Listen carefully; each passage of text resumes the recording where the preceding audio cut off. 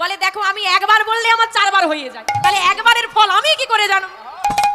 আপনিও জানেন না? বলেন না তো ভারী মুশকিল, কে বলতে পারবে? ভোলানাথের কাছে চলো। তাহলে মা আরো একজন যোগ দিল, কে যোগ দিল? ব্রহ্মা।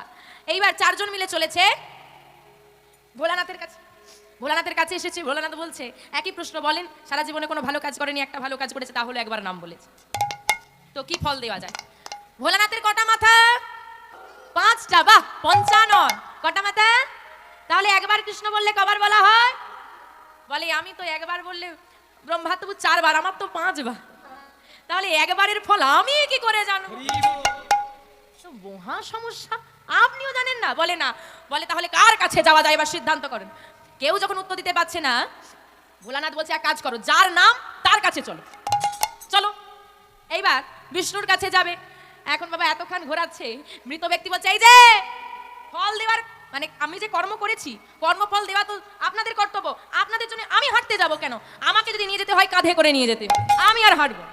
আরে বাবা চলো, তোমাকে যেতে হবে। না আমি যাবো না, আমি এখানে বসে আছি, তোমরা যাও। আরে না, তুমি না গেলে ফলটা দেবো কাকে? তোমাকে যেতে হবে। বলে এবার যদি যেতে হয় একটা পালকি জোগাড় করে আমাকে পালকিতে তোলা লাগবে, তবেই আমি যাব। এখন নিয়ে তো যেতে হবে, যমরাজের সমস্যা বলে কথা, তার ডিউটি। এত সমস্যায় এখন মার টোটাল কতজন হয়েছে বলেন দেখি? নারদ মুনি, যমরাজ, ব্রহ্মা আর ভোলানাথ, 4 জন হয়েছে। দুজন দুজন করে পালকির দুপাশে ধরে মৃত ব্যক্তিকে পালকিতে তুলেছে। চলো এইবার যাই হোক, তাকে আনা হয়েছে, বিষ্ণুলোকে নিয়ে আসা হয়েছে। নিয়ে এসে বলছে প্রভু তোমার জন্য বড় সমস্যায় পড়েছি। কি সমস্যা? না তোমার নাম এই ব্যক্তি একবার বলেছে, সারা জীবনই নাম করেনি, সাধু সঙ্গ করেনি, কোনো ভালো কাজ নেই, একবার নাম বলেছে, এর জন্য কি ফল দেওয়া যায় তুমিই বলো।